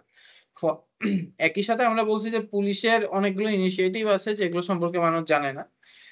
অনেকগুলো সেবা কার্যক্রম আছে যেগুলো আসলে মানুষ জানে না বলেই কাজ করতেছে না। তো এই ক্ষেত্রে পুলিশের একটা পিআর স্ট্র্যাটেজি ডেভেলপ করা, যাতে করে তারা মানুষের কাছে আরো ভালো মতো পৌঁছাইতে পারে। তো মোটা দাগে এইগুলোই ছিল হচ্ছিল আমাদের যে সংস্কার কার্যক্রমগুলো, সংস্কার সুপারিশগুলো, সেগুলো হচ্ছে আমরা চেষ্টা করছি দেয়ার। তো আমরা যেটা বলতে যাচ্ছি যে শুরুতে যে প্রশ্নটা করছিলাম যে পুলিশ কি আসলে সোললি স্টেটের ইটাই পারপাসটাই সার্ভ করবে কিনা, নাকি পুলিশ বরঞ্চ চেষ্টা করবে আসলে একটা কমিউনিটির প্রোটেক্টর হইতে, কমিউনিটির গার্জিয়ান হইতে, যাতে করে স্টেট যদি বলে যে তুমি ওই কমিউনিটিকে হার্ম করো, পুলিশই প্রথমে করবে যে না, ও আমার কমিউনিটি, আমার কমিউনিটিকে আমি কেন হার্ম করবো। সো এই যে ফিলোসফিক্যাল একটা কালচারাল চেঞ্জ, হ্যাঁ, পুলিশ একটা অরিয়ার না, পুলিশ বরঞ্চ একটা কমিউনিটি প্রোটেক্টর। এই ভিউটা আমাদের ইন্ট্রোডিউস করতে হবে। একই সাথে গবেষণার বিকল্প নাই, গবেষণা ওইভাবে হয়ই না পুলিশিং এর ক্ষেত্রে, পুলিশিং এর কালচার নিয়ে। তো এই গবেষণাটা জারি রাখতে হবে। এবং আমরা রিফর্মের আলাপ কিন্তু আপনারা অলরেডি দেখতেছেন যে আস্তে আস্তে নিয়ে যাচ্ছে, এখন নির্বাচনের আলাপ টালাপ আসছে। তো যার যার জায়গা থেকে এই রিফর্মের যে ইস্যুগুলো আছে, আমাদের রিফর্ম যে রিপোর্টটা আছে সেটা পাবলিক করা, যে সংক্ষিপ্ত রিপোর্টটা আছে সেটাও পাবলিক করা। আপনারা ওইগুলো দেখেন, ওইগুলো ক্রিটিসাইজ করেন, কিন্তু জিনিসটাকে আলোচনায় রাখেন। হ্যাঁ, সেই অনুরোধ ব্যক্ত রেখে আহ, আমার আমি আমার বক্তব্য এই পর্যায়ে শেষ করতেছি। ধন্যবাদ। ওকে, জারিফ ভাই, অনেক সুন্দর একটা আলাপ ছিল। আপনারা আমরা পুলিশ রিফর্ম কমিশনের যে ইনোভেটিভ যে আইডিয়া গুলো, যে সংস্কারের যে রিকমেন্ডেশন গুলো, ওটা মনোযোগ দিয়ে শুনতেছিলাম। বাট অনেক অনেক সুন্দর সুন্দর রিকমেন্ডেশন ছিল, কিন্তু ওটা এখন প্রশ্ন হলো যে ওটা বর্তমান সরকার বা উপদেষ্টা, প্রধান উপদেষ্টার আন্ডারে যে সরকারটা আছে, ওরা কি আদৌ ওটা ইমপ্লিকেশন করতে পারবে কিনা, বা অন্যান্য যে পলিটিক্যাল পার্টি তারা ওটার সাথে একতা একমত পোষণ করবে কিনা, ওটা একটা আমাদের দেখার বিষয়। এবং আমাদের একইভাবে আমাদের একটা কম্পিটিশনের বিষয় যে আদৌ ওই সংস্কারটা আদৌ হবে কিনা। সো আমরা পার্টিসিপেন্টদের কাছ থেকে, আমাদের আজকে যারা পার্টিসিপেন্ট আমাদের সাথে শুনতেছিলেন, তাদের তাদের কাছে যাব। আপনাদের যদি কোনো কোয়েশ্চেন যদি জারিফ ভাইয়ের প্রতি থাকে, আপনারা হ্যান্ড রেজ করতে পারেন, অথবা আনমিউট করে আপনাদের প্রশ্নটা বলতে পারেন।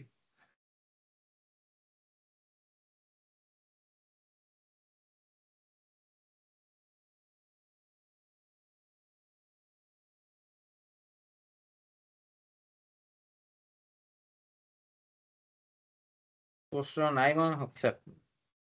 জি, আচ্ছা, আছে। শাহাদাত হোসেন। শাহাদাত হোসেন। আসসালামু আলাইকুম।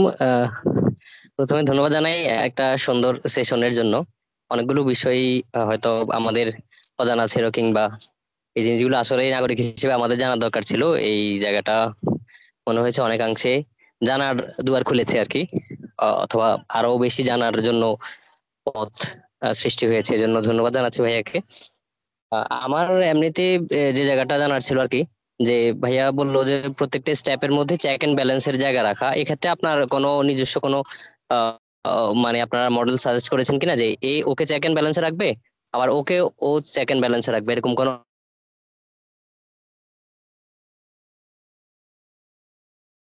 আহ আচ্ছা, একবারে কি অন্য কারো প্রশ্ন থাকলে ওইগুলো নিয়ে নিব নাকি আহ সাথে নিয়ে নিই। এটা উত্তর আমরা দিবেন? অন্য কারো যদি কোনো কোয়েশ্চেন থাকে, আপনারা প্লিজ এই আনমিউট করে কথা বলতে পারেন। please। আচ্ছা ভাইয়া, আমার প্রশ্নটা শোনা গেছে কিনা? আমি হ্যাঁ, শোনা একটা গেছে, কল চলে শোনা এসেছে। গেছে, শোনা শোনা গেছে, গেছে, শোনা শোনা গেছে। গেছে। আচ্ছা আচ্ছা।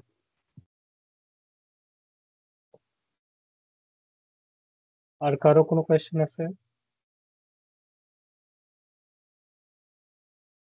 যদি কোয়েশ্চেন না থাকে, আমার একটা কোয়েশ্চেন, দুইটা কোয়েশ্চেন আছে। একটা একটা কোয়েশ্চেন হলো, আপনার এক্সপিরিয়েন্সটা শুনবো আমরা। এক্সপিরিয়েন্সটা বলছেন, জাস্ট একটা ব্রিফে আপনার কেমন ছিল পুলিশ রিফর্ম কমিশনের জার্নিতে। কারণ একটা এমন একটা ইনস্টিটিউশনে আপনারা রিফর্ম সংস্কারে গেছেন। আমরা যতটুকু শুনছি, গুম গুম সংস্কার কমিশনে অনেক বেশি ট্রেটে গেছে। এখনো ওনাদের রিপোর্টটা পাবলিশ করতে পারে নাই। আহ কিন্তু আপনারা অনেক দ্রুত পাবলিশ করতে পারছেন। আপনাদের দিকে যে এক্সপিরিয়েন্সটা, ওটাও আমরা একটু শুনবো। পাশাপাশি আমার যে কোয়েশ্চেনটা ছিল সেটা যে, আহ গত 15 বছরে অনেক বেশি পলিটিসাইজ হয়েছে। আহ, আমাদের একজন পার্টিসিপেন্ট ওই কোয়েশ্চেনটা করছে যে বাংলাদেশে গত 15 বছরে পুলিশ পুলিশ সেক্টরটা অনেক বেশি পলিটিসাইজ হয়েছে। আপনি অলরেডি বলছেন যে আপার ম্যানেজার পজিশন গুলাতে অনেক শতাংশটা অনেক বেশি, যার কারণে পলিটিসাইজেশনটা অনেক বেশি করা সম্ভব হয়েছে। ফলে এই পলিটিসাইজেশনটা আপনার দৃষ্টিতে ভবিষ্যতে আহ যারা নেতৃত্বে আসবে, বা বর্তমান যে অন্তর্বর্তীকালীন সরকার আছেন, তারা কিভাবে ওটা হ্যান্ডেল করতে পারবে, ওটা ওটা ওটা আমার ছিল কোয়েশ্চেন। এবং পার্টিসিপেন্ট ওই ওই ধরনের একটা কোয়েশ্চেন রাইজ করছিল। এই জারি ভাই। আচ্ছা, আচ্ছা।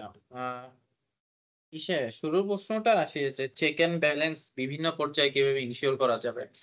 এইটা তো ধরেন আমি থিওরিটিক্যালি অনেক ভালো সলিউশন দিতে পারি। হ্যাঁ, যেটা অলরেডি বলছিলাম যে আপনার যদি পুলিশকে আমরা সরাসরি স্বরাষ্ট্র মন্ত্রণালয়ের বর্তমানে যেভাবে অপারেট করতেছে সেখান থেকে সরাই নিয়ে একটা বাফার বডির কাছে দিতে পারি আর কি, আলাদা কমিশন, পুলিশ কমিশন, স্বাধীন পুলিশ কমিশন বলতে পারেন বা পৃথক পুলিশ কমিশন বলতে পারেন।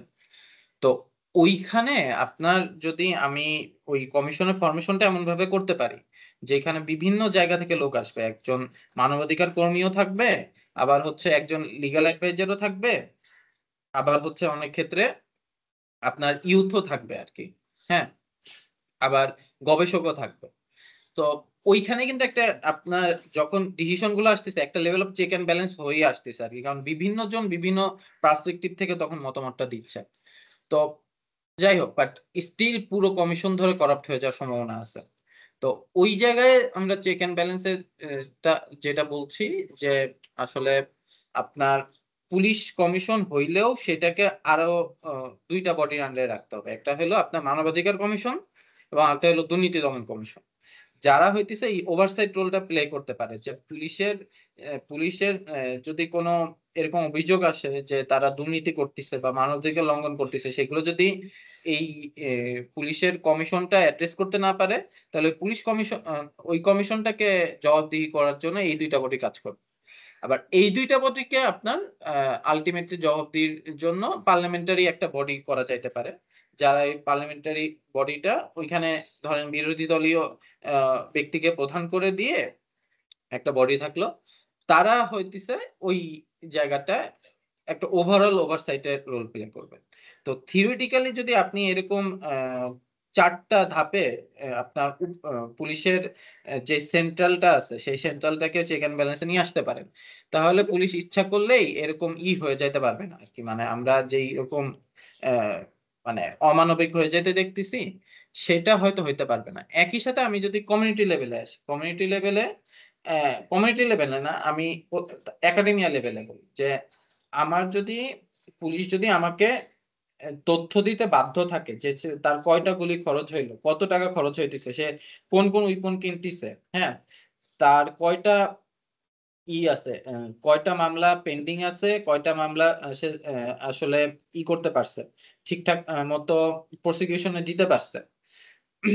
সো এইগুলো যদি আমি গবেষক হিসেবে ওই তথ্যগুলো যদি পাই এবং নিয়মিত আমি যদি ওই গবেষণাগুলো করতে পারি, রিপোর্টগুলো নিয়ে আসতে পারি, জনসম্মুখের কাছে পুলিশের পারফরমেন্সটাকে নিয়ে আসতে পারি, হ্যাঁ, যে পুলিশের পারফরমেন্স ওভারঅল এইরকম, তখন কিন্তু আমি পুলিশের উপর আরেকটা প্রেশার ক্রিয়েট করতে পারতেছি যে পুলিশ এই যে এই ক্ষেত্রে সে করতে পারে, সে ব্যর্থ হয়েছে, এই ক্ষেত্রে সফল হয়েছে। এবার আসি কমিউনিটি জায়গায়, যে আমি কমিউনিটি পুলিশিংটাকে আমরা বলতেছি একটা চেক এন্ড ব্যালেন্স টুল হিসেবে তৈরি করতে। কারণ কমিউনিটি পুলিশিংটা কে যদি আপনি ওইভাবে করতে পারেন, যে কমিটিটা হবে কমিউনিটি পুলিশিং ওকে যদি ওইভাবে এম্পাওয়ার করতে পারেন এবং ওইখানে যদি ওইরকম ভালো ভালো লোক ঢুকাইতে পারেন যারা আসলে ওইখানে সৎ এবং সজ্জন ব্যক্তি হিসেবে পরিচিত, তখন কিন্তু সে পুলিশ তাদের কাছে যদি দায়বদ্ধ থাকে, ওই কমিউনিটি পুলিশ যদি ওদের কাছে দায়বদ্ধ থাকে, তো তখন কিন্তু পুলিশ ইচ্ছা করলে দুর্নীতি বা হচ্ছে অমানবিক জায়গাগুলোতে যাইতে পারতেছে না। হ্যাঁ, সো থিওরিটিক্যালি আমি এরকম অনেকগুলো সলিউশন দিতে পারি বা বলতে পারি। তো আলটিমেটলি বাস্তবতাটা হইতেছে ভিন্ন। বাস্তবতাটা হইতেছে আপনার ওই রাজনৈতিক সদিচ্ছা এবং পুলিশের নিজের সদিচ্ছা। রাজনৈতিক সদিচ্ছা যদি না থাকে আর কি, আপনার যদি ওই যে পলিটিক্যাল পার্টি পাওয়ারে আসবে তারা যদি না চায় এটা করবে, তখন তো আসলে কিছু করার থাকবে না। হ্যাঁ, তো সেই জায়গা থেকেই আপনারা ওই জিনিসটা ইনশিওর করতে হবে যে আমরা আমাদের জায়গা থেকে এখন যেহেতু আমরা আমাদের ভয়েস ফিরে পাইছি, আমাদের জায়গা থেকে এই আলাপগুলো জারি রাখা। হ্যাঁ, এই আলাপগুলো সোশ্যাল মিডিয়া এখানে একটা বড় রোল প্লে করতে পারে। আপনারা কালকে হয়তো দেখছেন যে গুলশানে এক ব্যক্তিরে এক ছিনতাইকারী এসে মাইরে গেছে, পুলিশ মামলা নেয় নাই। তো সোশ্যাল মিডিয়ায় যখন জিনিসটা ভাইরাল হয়েছে, তারপরে ঠিকই পুলিশ সমাপরিচিত হয়ে মামলা টামলা নিয়ে ওই ব্যক্তিরে ধরছে। তো যার যার জায়গা থেকে আসলে আপনার এই ভয়েসটা রেজ করে যাইতে হবে। তো ব্যক্তিগত জায়গা থেকে আমি মনে করি যে চেক অ্যান্ড ব্যালেন্সটা ইনশিওর করাটা সুযোগ আছে। আর একটা যেটা বলতেছিলাম, অভিজ্ঞতার কথাটা পরে আসে, এটা লাস্টে বলি আর কি। আর পলিটিসাইজেশনের যে জায়গাটায় যে আহ, এটা বর্তমান অন্তর্বর্তীকালীন সরকার কিভাবে ট্যাকেল দিবে বা সামনের সরকার কি করবে। আসলে দিন শেষে আপনার মানে পলিটিক্যাল সরকার যদি আসে, এই সরকার তো ওইভাবে পলিটিক্যাল না, পলিটিক্যাল বাট হচ্ছে এই সরকার তো আপনার মানে রুট লেভেলে ওইরকম এক্সেস নাই। এবং এমন চাপেই আছে যে এদের অ্যাকচুয়ালি আলটিমেট ম্যান্ডেট হইতেছে হলো নির্বাচন দিতে হবে। সো এই সরকার এখন, এই সরকারের আলোচনা আপাতত ইরিলেভেন্ট এই ক্ষেত্রে, কারণ হইতেছে পুলিশও ওয়েট করে আছে যখন কখন নির্বাচনী সরকার আসবে এবং তারা হইতেছে ওই পাওয়ারটা আগের মতো ফিরে পাবে আর কি। তো নির্বাচনী সরকার যদি এই ঘটনা থেকে শিক্ষা না নেয় বা পলিটিক্যাল পার্টিগুলো যদি এই ঘটনা থেকে শিক্ষা না নেয় যে আপনি যতই পুলিশকে সিস্টেম টিস্টেম করে আপনার পকেটে পুরে রাখেন, জনগণ চেইতে গেলে আপনি পুলিশ আলটিমেটলি আর ই করবে না। এবং তারা যদি দেশের জন্য না ভাবে, যে পুলিশকে যদি তারা এইভাবে পলিটিসাইজ করে কি বিপদটা হয় পুরো দেশের জন্য, সেটা যদি তারা না ভাবে, তাহলে আসলে এইটা ট্যাকেল দেওয়া মুশকিল। মানে এইখানে আপনার ওই রাজনীতির সদিচ্ছার কথাটাই ঘুরে ফিরে আসবে আর কি। এবং রাজনীতি যারা করবে তাদেরকে আসলে ভালো মানুষ হইতে হবে। হ্যাঁ, তারা যাতে পুলিশকে নিজেদের পারপাজের পেছনে ব্যবহার না করে, ওইটা ইনশিওর করতে হবে। তো ওইটাই আপনারা তো ভোট তো আমরা সবাই দিব, তো ভোটের ক্ষেত্রেও আমরা ওই জিনিসটা গুলো যাতে বিবেচনা করি যে আমরা কোন ধরনের মানুষকে ভোট দিতেছি। হ্যাঁ, এবং যে যার ভিতরে আসলে এনাফ অ্যাকাউন্টেবিলিটি আছে এবং এনাফ যে ইটা আছে, সততাটা আছে, যে পুলিশকে মানে ইসের কাজে ব্যবহার করবে না, নিজের ইচ্ছায় ব্যবহার করবে না, নিজের স্বার্থে ব্যবহার করবে না। আচ্ছা, একটা জিনিস আমি মিস করে গেছিলাম, আমরা হচ্ছে আপনার পুলিশের অনেক ধরনের পুরস্কার দেখবেন যে বিপিএম, তারপরে হচ্ছে নানান ধরনের পদবি আছে আর কি। হ্যাঁ, তো এইগুলো দেয়া হয় হচ্ছে পুলিশের পারফরমেন্সের উপর বেস করে। তো এই আপনারা দেখবেন যে যেই পুলিশগুলোরে ধরা হইতেছে বা গত সরকার আমলের যে পুলিশগুলো আসলে ভয়াবহ রোল প্লে করছে, এই পুলিশগুলোকে হচ্ছে সাধারণত এই যে এই ধরনের পুরস্কারগুলো দেওয়া হতো, বিপিএম, পিপিএম। হ্যাঁ, এই পুরস্কারগুলো দেয়া হতো। তো এবং জিনিসটা এভাবে কাজ করতো যে আপনার যে যত দেখবে যে যে যত বিরোধী দলের লোকজন ধরে দেখাইতে পারছে, যে যত জঙ্গি ধরতে পারছে সো কল্ড, সে ওই স্টেট গুলো দেখায় ওই পুরস্কারগুলো আদায় করে নিত। তো আমরা বলছি মানে পুরস্কারের কোনো সুনির্দিষ্ট কাঠামো ছিল না আর কি। তো আমরা বলছি এটার একটা সুনির্দিষ্ট কাঠামো করতে, এটাকে ঢেলে সাজাইতে আর কি, যাতে করে পুলিশের ভেতর ওই মোটিভেশনটা কাজ না করে যে সে কোনো মতে কয়েকজনকে ক্যাপচার করে ধরেই যাতে সে কোনো পুরস্কার না পাইতে পারে। তো এটা ছিল অন্যতম পুলিশের ব্রুটালিটির এটা অন্যতম একটা, মানে গুম কমিশনের কারোর সাথে যদি আপনার কথা হয় তখন আপনারা দেখবেন যে পুলিশের ব্রুটালিটি এটা অন্যতম একটা কারণ ছিল যে তারা এই পুরস্কারের লোভে এই কোনো কারণ ছাড়া একটা সাধারণ ব্যক্তিকে ধরে এনে বিভিন্ন মামলায় ফাঁসাই দিত, টর্চার করে তাদের কাছ থেকে জোর করে স্বীকারোক্তি আদায় করতো, যাতে ফলে তারা হলো এই পুরস্কার গুলো বা বিভিন্ন এককালীন টাকা পাইতো আর কি। একই সাথে আমরা সংস্কার কমিশন থেকে এটাও বলছি যে র্যাবের যে প্রয়োজনীয়তাটা, কারণ র্যাব যেভাবে অপারেট করে এখানে হইতেছে পুলিশের ট্রেনিং একরকম, পুলিশ হইলো যত কম ফোর্স ব্যবহার করা যায়, র্যাব হইতেছে র্যাবের ভেতর আপনার যেহেতু আবার মিলিটারি এসে যুক্ত হয়েছে, মিলিটারি ট্রেনিং তো আবার আরেক রকম, মিলিটারি হলো যত হাইস্ট ফোর্স ব্যবহার করা যায়, এই দুইটা সংমিশ্রণে আসলে হয় না। হ্যাঁ, র্যাব র্যাব কিন্তু পুলিশের আন্ডারে, এটা আপনারা জানেন কিনা। হ্যাঁ, র্যাব কিন্তু একটা পুলিশ, কিন্তু পুলিশিং এর যে বেসিক প্রিন্সিপাল গুলো সেগুলো র্যাব দ্বারা কখনো হওয়া সম্ভব না। সেই জন্য র্যাবের আসলে আদৌ দরকার আছে কিনা বর্তমান বাংলাদেশে, সেটা নতুন করে ভাবা দরকার এবং সুযোগ হইলে র্যাবকে বিলুপ্ত করে দেওয়া দরকার আর কি। একটা প্রশ্ন মনে হয় ইসে আসছিল আপনার চ্যাটে হ্যাঁ, ওটা বলতেছিল যে আহ, পুলিশের নিজের কোর্সে অনেক কিছু করতে হয়, সেক্ষেত্রে তাদের ঘুষ খাওয়ার একটা টেন্ডেন্সি থাকে, ফলে তারা নিজের কোর্সে কেন করবে বা সেটা কিভাবে দূর করা যায়, এই ধরনের একটা কোয়েশ্চেন। না না, ওইটা ওইটা আমরা বলতেছি যে থানায় যথেষ্ট পরিমাণ অ্যালোকেট করা। হ্যাঁ, পুলিশের যে টিএডিএ গুলো আছে সেগুলো আগে থেকে যাতে ই করা যায়, এখানে আসলে আপনার অর্থ মন্ত্রণালয়ের একটা রোল আছে আর কি, যে আপনার এই টাকাগুলো যেভাবে ডিসপার্স হয় এগুলো তো ট্যাক্সের টাকা, এইগুলো কিভাবে আপনি যথাযথভাবে মেনটেন করবেন। এখন তো একটা সিস্টেম দাঁড়ায় গেছে, পুলিশ হইলো রিকুইজিশন দেয়, নিজে খরচ করে আইসে তারপর হইলো বিল ধরায় দেয়, ওই অনুযায়ী করে। তো ওই সিস্টেমটাকে বদলাইতে হবে এবং থানা পর্যায়ে আমরা বলতেছি যে যথাযথ অ্যালোকেশন দিতে হবে, যে আসবাবপত্র থেকে শুরু করে পুলিশের যেই বিবিধ যে খরচগুলো আছে সেগুলো তো এই যে আগে তো আমাদের আলাপে আসে নাই, কারণ পুলিশ এই খরচগুলো করতো কিন্তু একই সাথে তাদের ইনকাম এত ছিল বিভিন্ন ইলিগাল জায়গা থেকে, তো সেজন্য এই আলাপগুলো আসে না, কিন্তু এখন আলাপগুলো আসতেছে। তো এই আলাপগুলো জারি রাখতে হবে। আমরা অলরেডি প্রস্তাব করছি ওই কেন্দ্রিক বরাদ্দ রাখতে। এখন ওইটা যদি ইমপ্লিমেন্ট না হয় তাহলে তো এটা দুঃখজনক। হ্যাঁ, তো এই আলাপগুলো আমি আপনাদেরকে আজকে জানাই দিলাম যে আমরা কি ধরনের সুপারিশগুলো করছি। এইগুলো হয়তো আপনাদের পড়ার সুযোগ হয় নাই, তো আপনারা আপনাদের সাইড থেকে যদি সুযোগ হয় সেইগুলো আপনাদের সাইড থেকে আপনারা ভয়েস রেজ করবেন, আপনারা আপনাদের সাইড থেকে প্রেশারটা জারি রাখবেন। এখন আসি সংস্কার কমিশনে আমার কাজের অভিজ্ঞতা নিয়ে। সো কমিশনের জায়গা থেকে বলি, কমিশনের কাজের অভিজ্ঞতা যেটা আমার ব্যক্তিগত জায়গা থেকে না, তো কমিশনের কাজের অভিজ্ঞতা থেকে যদি বলি তাহলে এটা আমরা বলবো যে পুলিশের কাছ থেকে আমরা যথেষ্ট সহযোগিতা পেয়েছি। অনেকগুলো পেপার ওয়ার্ক তারা নিজেরাই করে দিয়েছে।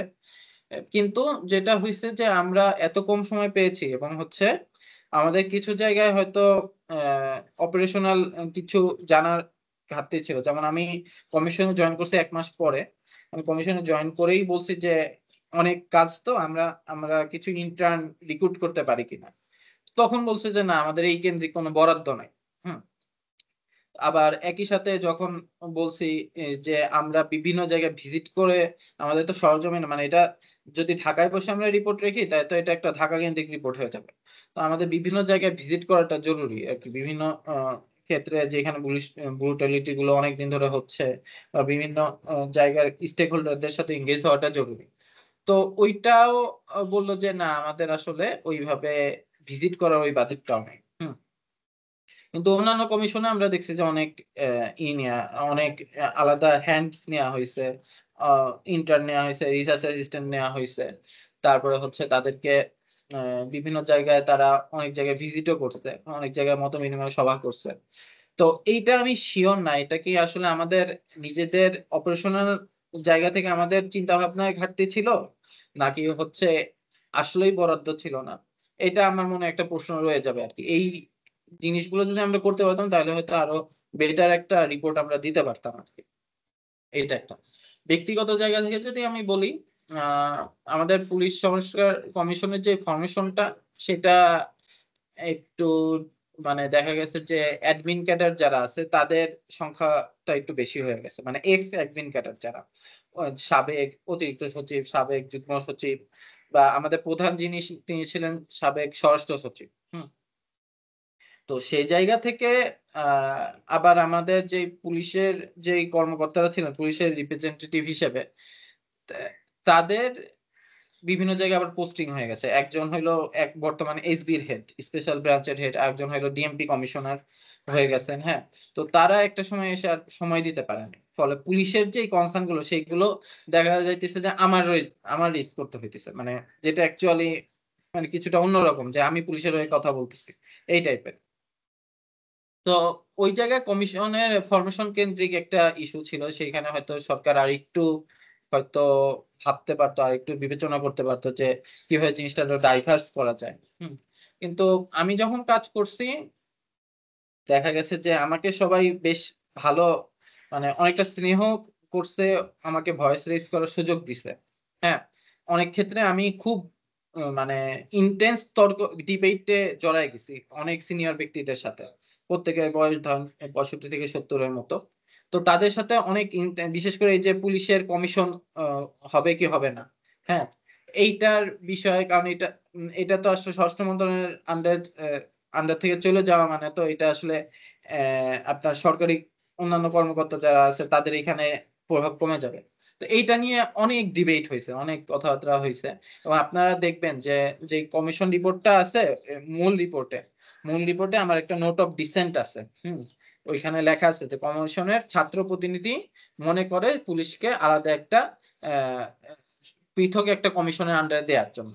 হুম, কারণ ওইখানে উপরে লিখে দিছিল যে স্বরাষ্ট্র মন্ত্রণালয় পুলিশের কমিশনের ব্যাপারে আপত্তি করছে, ওইটা ট্যাকেল দেওয়ার জন্য আমি আমার নোট অফ ডিসেন্টটা রাখছি আর কি। তো তারা আমার এই এক্সেসটা দিছে আর কি, এবং আমার ভয়েস যে কোনো ডিসিশন নেয়া বা যে কোনো রিকমেন্ডেশন ফাইনাল করার আগে সবসময় তারা আমার অ্যাপ্রুভালটা নিয়ে করছে। সো এই অ্যাক্সেসটা ছিল, এই অপরচুনিটিটা ছিল, যেটার জন্য আমি আসলেই থ্যাঙ্কফুল এবং অনেক কিছু শিখছি। পুলিশিং এর ব্যাপারে অনেক কিছু জানছি এবং অনেক ডিটেইল, এই যে পুলিশের লোয়ার লেভেলের যে কর্মকর্তারা আছেন তাদের যে মানবতার জীবনগুলো, তাদের যে স্ট্রেস গুলো সেগুলো সম্পর্কে জানতে পারছি। এবং আমি একই সাথে, আমি যেহেতু একজন গবেষক, আমার গবেষণার অনেকগুলো এরিয়া সম্পর্কে আমার আগ্রহ তৈরি হয়েছে, যেগুলো নিয়ে হয়তো আমি সামনে আরো করবো আর কি। তো ওভারঅল বেশ ভালো অভিজ্ঞতা ছিল মাশাআল্লাহ। আমরা আজকের মতো এখানে শেষ করব। আমরা দ্বিতীয় ডেভেলপমেন্ট টরের পক্ষ থেকে আপনাকে অনেক ধন্যবাদ। আপনি আমাদের সাথে জয়েন দিয়েছেন, we feel honour for that. আমাদের সাথে যারা পার্টিসিপেন্ট আজকে আমাদের সাথে জয়েন দিয়েছে রমজান মাসে, আমরা তাদের প্রতি কৃতজ্ঞ। তারা আমাদের ইয়েগুলো শুনছেন, ডিসকাশনটা শুনতেছিলেন। তো ওভারঅল আজকে আজকের প্রোগ্রামটা আমার মনে হয় অনেক ভালো ছিল, এবং আমরা আর সংস্কার কমিশনের যে রিকমেন্ডেশন গুলো ছিল সেটা আমরা ক্লিয়ারলি জানতে পারছি, এবং আমরা ভয়েস রেজ করার ক্ষেত্রে আমাদের জন্য একটা ভালো একটা কম্পোনেন্ট হিসেবে কাজ করবে। সো জারিফ ভাই, আমরা এগেইন ধন্যবাদ আপনাকে। আমরা আজকের মতো এখানে শেষ করব। আসসালামু আলাইকুম। হ্যাঁ, সবাইকে ধন্যবাদ আমার পক্ষ থেকে। আসসালামু আলাইকুম।